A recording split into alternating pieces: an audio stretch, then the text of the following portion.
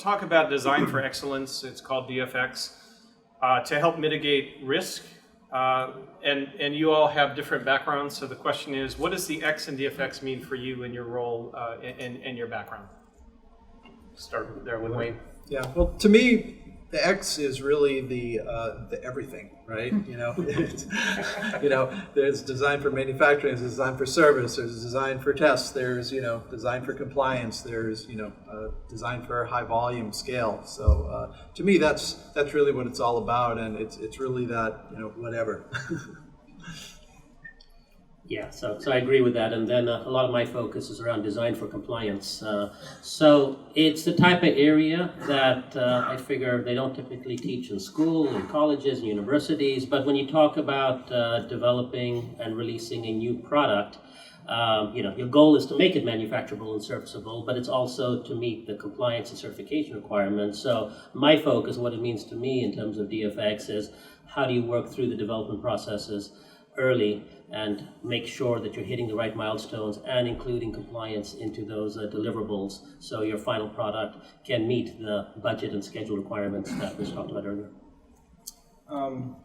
Tagging along with what these folks said is that X could almost literally mean every letter. You could take A for assembly, and you could take C for compliance, and T for transportation, R for reliability, and I guess P for product postponement, and on and on and on.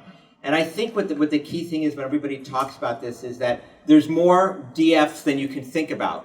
The key is focus on the ones that are important, but don't necessarily ignore the ones that you can't touch. At least be aware that they're there. In some cases, make conscious decisions that say, I may not be able to touch that. Or look at the 80-20 rule on some of these and say, you know what? For 20% of the effort, I can get most of what I need to accomplish in that area, and then move on to the next one. The concern I have is that people just tend to ignore them, and then they just come back and bite you. Okay. Yeah, I will also repeat, pretty much everything is always a concern, so let me focus on a couple of areas. First of all, my singular focus tends to be regulatory compliance. So it's a lot of what Ken talked about is a part of that, but in addition, there are specific things required for regulatory compliance, especially if you're medical with the FDA, then those are some things I'll be looking for.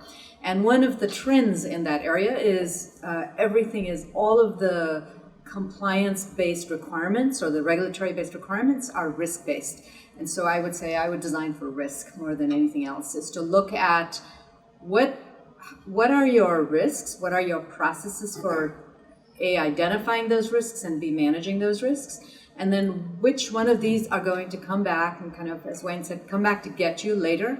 And can we make sure we have processes in place right now for this? And then in addition, there are regulatory requirements around this life cycle process. So it's not, just designing for anything for compliance, for manufacturing or assembly.